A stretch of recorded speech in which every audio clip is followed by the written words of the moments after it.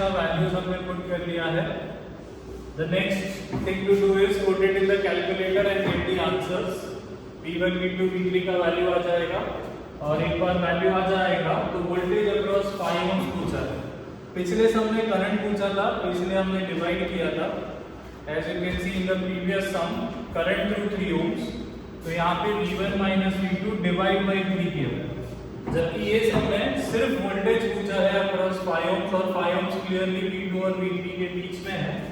इसीलिए voltage across 5 ohms जो है वो होने वाला है V2 minus V3 या V3 minus V2 depending on कौन ज्यादा है. So let's just check the calculations.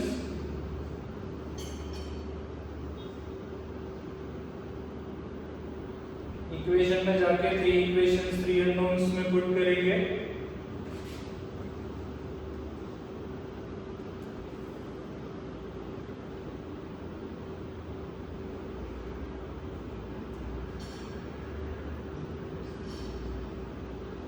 To inverse plus 100 inverse plus 5 inverse minus 5 inverse और 0. लास्ट इक्वेशन के लिए -4 inverse minus 5 inverse 4 inverse plus 5 inverse plus 20 inverse and plus 9. So answer we are getting is 6.352 11.764 और 25.882. सो यहाँ पे V3 पड़ा है तो V3 minus V2 कर लेंगे. आंसर आएगा 25.882 minus 11.764 14.118 volts. So that's it for the second sum. Moving on to the third sum. बाहर चले जाओ. So in this sum, सबसे पहला स्टेप 1 जो रहेगा वो होगा आइडेंटिफाई ऑल द नोड्स. तो सबसे पहले नोड्स आइडेंटिफाई करेंगे. ये एक नोड है, ये एक नोड है, ये एक नोड है, ये एक नोड है और ये एक नोड है. जैसा कि मैंने स्टार्ट ऑफ द वीडियो में बताया था कि नोड मतलब जहां पे मोर देन 2 ब्रांचेस मीट करेंगे उसे नोड बोलेंगे. तो स्टेप 1 खत्म होता है. हमको टोटल 5 नोड्स मिले हैं. अब यहाँ पे स्टेप 2 जो है कि कॉमन नोड्स को आइडेंटिफाई करना है. ये 5 में से क्लियरली ये दोनों नोड्स कॉमन है तो हम इसको ज्वाइन कर लेते हैं. और अभी और कोई भी नोड कॉमन नहीं दिख रहा है. So we move on to step 3 which is taking 1 out of the 4 as reference. हम हमेशा नीचे वाले को ही रेफरेंस लेंगे. So let's make this VR is equal to 0. बाकी सबको नेमिंग कर लेते हैं V2 V1 V2 and V3. So let's start with the KCL equations. As there are 3 nodes, we will have 3 KCL equations. So यहाँ पे loop लिख लिया है. It should be node 1, node 2, node 3. node 3 शायद इसमें भी हाँ इसमें बराबर है. Moving on. So अगर हम नोड 1 पे फोकस करें तो आप देख सकते हैं कि यहाँ पे 4 ब्रांचेस जा रहे हैं left right up and down. Left वाले पे करंट सोर्स है बट रेजिस्टर नहीं है. यहाँ पे रेजिस्टर है 4 का, यहाँ पे 2 का और यहाँ पे भी 4 ओम का रेजिस्टर है. सो 4, 2 and 4. So this will be 1/4, 1/2, 1/4 और V1. 4 में से 3 ब्रांचेस में रेजिस्टर थे वो नोट डाउन कर लिए. V1 और V2 में ये वाला कॉमन ब्रांच है जहाँ पे 2 ओम का रेजिस्टर है. V1 और V3 में ये वाला कॉमन है जहाँ पे 4 ओम है तो इसलिए 1/4. सो अगेन ये वाला जो है वो वाया पाथ है तो हम ये वाला पार्ट नहीं कंसिडर कर सकते. V1 और V3 में डायरेक्ट कनेक्शन है तो ही वहां पे वैल्यू लिखना है. इज इक्वल टू यहाँ पे जो करंट सोर्स है वो हमारे लिए इनकमिंग है, इसीलिए +3, और यहाँ पे जो वोल्टेज सोर्स है, वोल्टेज सोर्स का भी पॉजिटिव V1 के तरफ है, इसीलिए हम यहाँ पे प्लस लिखेंगे वोल्टेज सोर्स का वैल्यू डिवाइड बाय वो वाले ब्रांच का रेजिस्टेंस का value, so 32 divided by 4. So that's it for KCL to node 1. Moving on to KCL to node 2. So node 2 पे फोकस करेंगे तो तीन ब्रांचेस है, 2 ओम वाला, 5 ओम वाला और 100 ओम वाला. So 1/2 plus 1/5 plus 1/100. V2 से V1 में 2 ओम का ब्रांच कॉमन है, इसलिए 1/2. V2 से V3 में 5 ओम का ब्रांच कॉमन है, इसलिए 1/5. क्लियरली ये तीनों ब्रांच में से कहीं पे भी कोई भी सोर्स नहीं है, ना वोल्टेज सोर्स ना करंट सोर्स, इसीलिए is equal to 0. Coming to the third node, as you can see there are 1, 2 and 3 branches.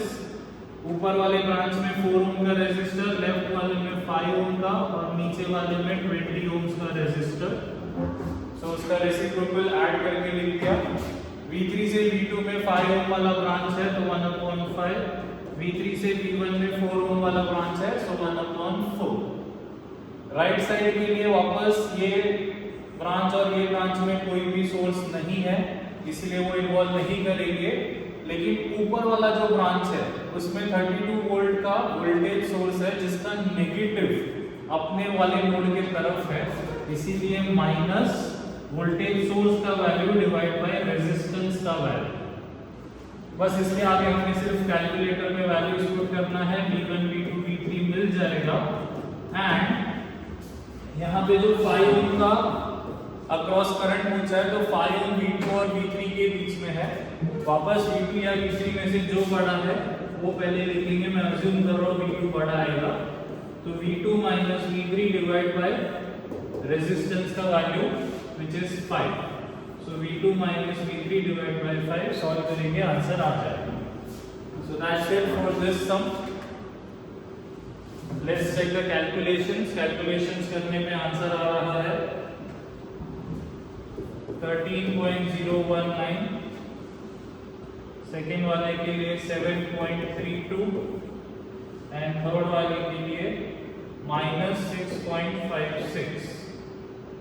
So clearly यहाँ पे V2 बड़ा है क्योंकि V2 का साइन पॉजिटिव है.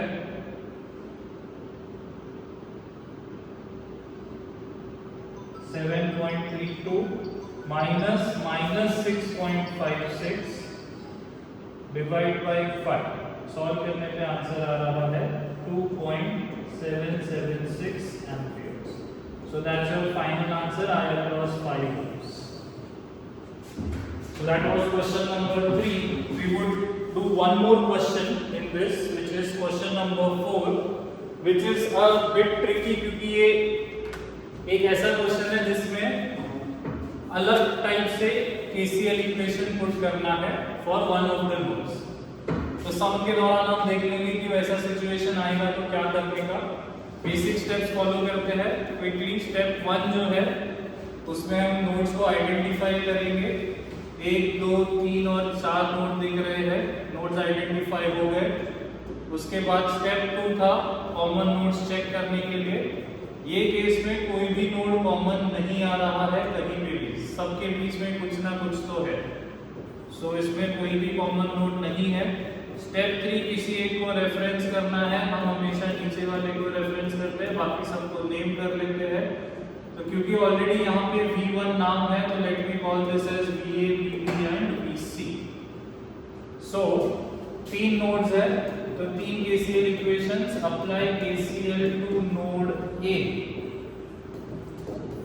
तो जब नोड A के बारे में बात करेंगे तो प्लस साइन और बड़ा ब्रैकेट VA को मिलेगा, जबकि बाकी सबको माइनस साइन और छोटा ब्रैकेट मिलेगा. सिमिलरली जब KCL लगाएंगे नोड B पे तो सेम सिचुएशन होगा. नोड B को प्लस साइन और बड़ा ब्रैकेट, बाकी सबको माइनस साइन और छोटा ब्रैकेट. जब हम KCL लगाएंगे नोड C पे तो यहाँ पे कुछ अलग होगा, वो हम थोड़ी देर में डिस्कस करते हैं. तो इसके लिए यहाँ पे कुछ नहीं लिख रहे हैं. Let's focus on node A. Node A पे अगर आप देखेंगे तो एक ब्रांच, दो ब्रांच और तीन ब्रांच निकल रहे हैं।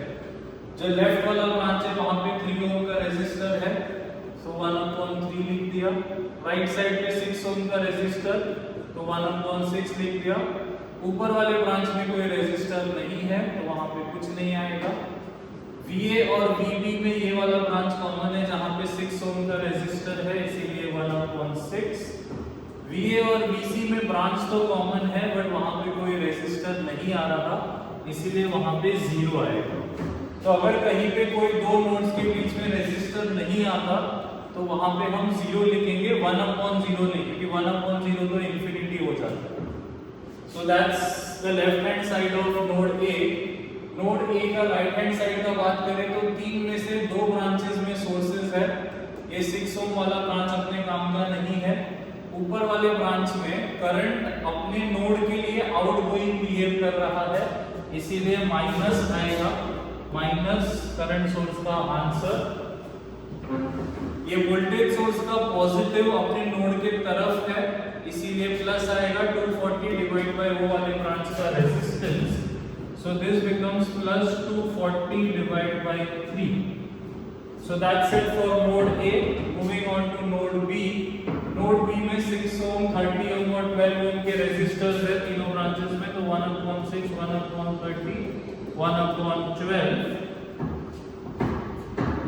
VB से VA के तरफ 6 ohm का रेजिस्टर है, इसलिए 1/6। VB से VC के तरफ 12 ohm का रेजिस्टर है, इसलिए 1/12। और तीनों ब्रांचेस में कोई भी सोर्स ना होने के रीजन से राइट हैंड साइड 0 हो गया। टॉकिंग अबाउट नोड C, तो नोड C में जो 3 ब्रांच है, लेफ्ट वाला, ऊपर वाला और नीचे वाला, तो नीचे वाला जो ब्रांच है उस पे थोड़ा सा फोकस करना है।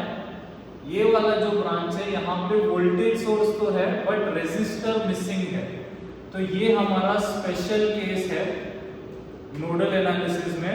जब ऐसा होता है कि वोल्टेज सोर्स वाले ब्रांच में रेजिस्टर नहीं आता, ऐसे टाइम पे हम KCL इक्वेशन नॉर्मल तरीके से नहीं करते, एक स्पेशल तरीके से करते हैं। जिस नोड के बारे में बात चल रहा है वही आ जाता है लेफ्ट साइड पे। सो VC इज इक्वल टू वो वोल्टेज सोर्स जिसमें रेजिस्टर नहीं है ब्रांच में, वही उसका आंसर बन जाएगा। बस यही डिसाइड करना है कि वहां पे प्लस लिखना है कि माइनस लिखना है। मैंने प्लस इसीलिए लिखा है क्योंकि उसका पॉजिटिव अपने तरफ है, जैसा बेसिक लॉजिक फॉलो कर रहे थे वही लॉजिक। सो अगर उसका नेगेटिव हमारे नोड की तरफ होता तो हम VC इज इक्वल टू -60 लिखते। यहाँ पे तो डायरेक्ट पॉजिटिव अपने तरफ है।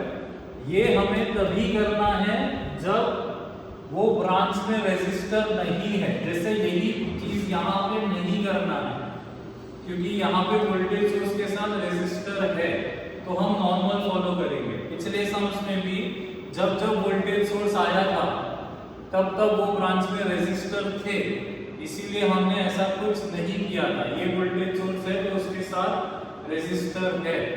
इसके आगे के सम में भी वैसा ही था, अगर वोल्टेज सोर्स है तो उसके साथ रेजिस्टर है। तो जब वोल्टेज सोर्स के साथ रेजिस्टर नहीं आएगा सिर्फ तब ये स्पेशल केस यूज होता है नोडल एनालिसिस में। इसके आगे कुछ नहीं है, सिंपल कैलकुलेटर में पुट करके VA, VB, VC का आंसर कैलकुलेट करना है। इसके अलावा ये सब में हमें V1 और I2 पूछा है। सो V1 क्वेश्चन में देखेंगे तो यहाँ पे 3 ओम के अक्रॉस है, जबकि I2 ये 12 ओम के अक्रॉस है। तो पहले हम I2 के बारे में डिस्कस कर लेते हैं। I2 is nothing but current through 12 ohm resistor. 12 ohm का रेजिस्टर जो है वो VB और VC के बीच में है, डिपेंडिंग ऑन कौन बड़ा आता है। मैं अज्यूम कर रहा हूँ VC बड़ा है, तो VC minus VB upon 12। 12 is the value of resistance. इसको सॉल्व करने पे जो आंसर आएगा वही I2 का आंसर होगा। So I leave this up to you, you can solve this. ये जो V1 है, मैं V1 बता देता हूं। एक्चुअली V1 थोड़ा कॉम्प्लिकेटेड है, एग्जाम में आने का चांसेस कम है, but we need to cover all basis. तो V1 पे जरा 2 मिनट फोकस कर लेते हैं। V1 is the voltage across 3 ohms. अब ऐसा नहीं कि ऐसा सम वोल्टेज वाला सम नहीं किया है। अगर हम सेकेंड सम देखते तो हमने वहां पे वोल्टेज ही निकाला था, लेकिन वो बहुत सिंपल था क्योंकि वो दो नोड्स के बीच में था और 5 ओम के अलावा वहां पे कुछ नहीं था, इसलिए हमको सीधा सीधा आंसर आ गया। लेकिन यहाँ पे ये दो नोड्स के अलावा ये V1 जो है वो VA और VR के बीच में है, एज यू कैन सी। लेकिन ये दो नोड्स के अलावा एक वोल्टेज सोर्स भी प्रेजेंट है, तो हमें उसे भी कंसीडर करना पड़ेगा। इसका पॉजिटिव इन्होंने दिया हुआ है तो वो साइड को हम हायर पोटेंशियल अज्यूम करेंगे, तो इसीलिए V1 का आंसर होने वाला है VR plus 240 minus V1, that's it. So ये मैं आपको समझा देता हूं कि ये इक्वेशन मैंने कैसे लिखा है। उसका पॉजिटिव VR की तरफ था, इसलिए VR पहले लिखना था और VA बाद में लिखना था, it is VA। So VR minus VA का सेंस आई होप सबको बन रहा है। और ये 240 कहां से आया बीच में, तो 240 का पॉजिटिव और इसका पॉजिटिव सेम तरफ है, इसीलिए प्लस साइन आएगा और वोल्टेज सोर्स भी इन्वॉल्व हो जाता है जब हम इसके अक्रॉस वोल्टेज निकालते हैं। That's why the plus sign and 240। बस अभी आपको कैलकुलेटर में पुट करके ये तीनों वैल्यूज निकालना है और फिर ये वैल्यूज यहाँ पे और यहाँ पे पुट करके आपको फाइनल आंसर आ जाएगा। So that's it for nodal analysis. See you next time with the next topic. Thank you.